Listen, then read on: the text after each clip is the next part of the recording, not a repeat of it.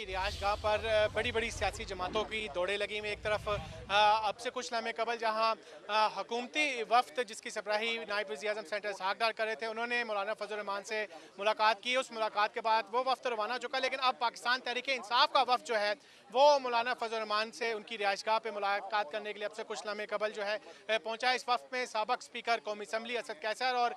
PTI के senior रहनुमा senator Shibli Faraz हैं, ये शामिल हैं, जो अब मौलाना फजल रहमान से दोबारा मुलाकात करेंगे और हुकूमत की जानिब से जो आइनी रिफॉर्म्स की जा रही है, जो आइन में तरमीम की जा रही है, उस हवाले से उनकी दोबारा सपोर्ट हासिल करने के लिए जो है ये PTI का 2 रुकनी वफ़द जो है इस्तदा करेगा और उन्हें कायल करने की कोशिश करेगा कि वो अपोजिशन इत्तेहाद में रहकर हुकूमत की जानिब से पेश की जाने वाली जो आइनी तरमीम है उसकी मुखालफत करे। मौलाना फजल रहमान जो है वो PTI वफ़द की जानिब से जो उनकी तजावीज़ हैं, जो उनकी रिक्वेस्ट है, वो उनको सुनेंगे और उसके बाद दोबारा ज़राए की जानिब से बताया जा रहा है कि जो PTI की लीडरशिप की रवानगी के बाद मौलाना फजल रहमान जो है JUIFA की लीडरशिप के साथ दोबारा मुशावरत करेंगे और उस मुशावरत के बाद जो है JUIFA जो है कोई अपना हतमी फैसला करेगी कि आया कि वो इस आइनी रिफॉर्म्स के हवाले से हुकूमत को सपोर्ट करने जा रही है या फिर वो पाकिस्तान तहरीक इंसाफ की तरह जो है अपोजिशन बेंचों में रहने को जो है वो तरजीह देगी। उसके लिए थोड़ा इंतज़ार तो करना पड़ेगा, लेकिन ज़राए की जानिब से यही बताया जा रहा है कि हुकूमत जो है वो काफ़ी पुरुमीद दिखाई दे रही है कि किसी हद तक जो मौलाना फजल रहमान के जो तहफ़्फ़ुज़ात थे, जो उनकी जानिब से तजावीज़ दी गई थी, उन पर बड़ी हद तक जो है अमल दरामद करने में और उन्हें कायल करने में मौलाना फजल रहमान को इस आइनी तरमीम के हवाले से हुकूमत के सपोर्ट करने के हवाले से वो कामयाबी दिखाई दी है। लेकिन जब तक कौमी असम्बली का इजलास शुरू नहीं हो जाता या फिर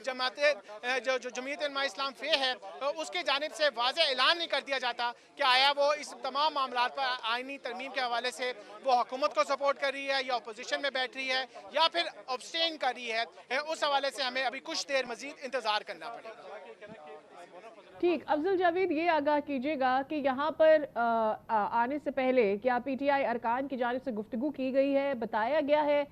कि किन अमूर पर गुफ्तगू होगी उनसे, क्योंकि PTI की 2-3 रिजर्वेशंस हैं। एक जो आइनी तरमीम है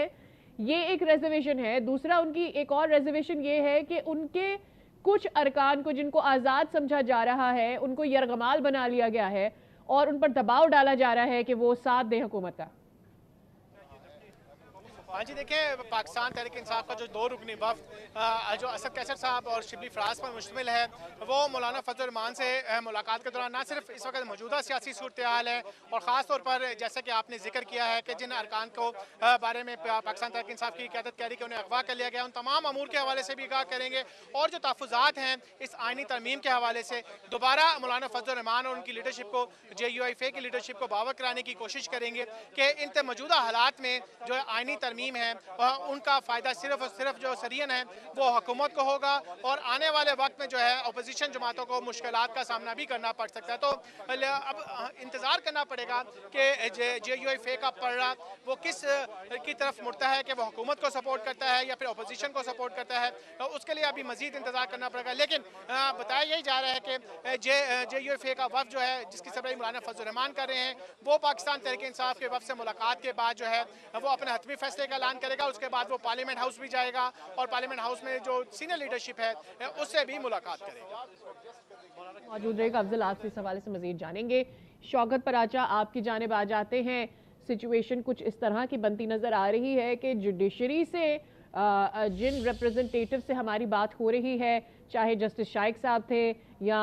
साबिक जस्टिस नासिरा साहिबा थी, वो ये समझती हैं कि 2 चीज़ें उनके लिए ऐसा लगता है कि हुकूमत इन्फ्लुएंस कर सकती है, वो ये कि जजेस को दूसरे सूबों की हाई कोर्ट्स में ट्रांसफ़र किया जाए, और जो एक जिसको आप कह रहे थे कि कंट्रोवर्शियल हो सकता है वो ये कि 5 सीनियर जजेस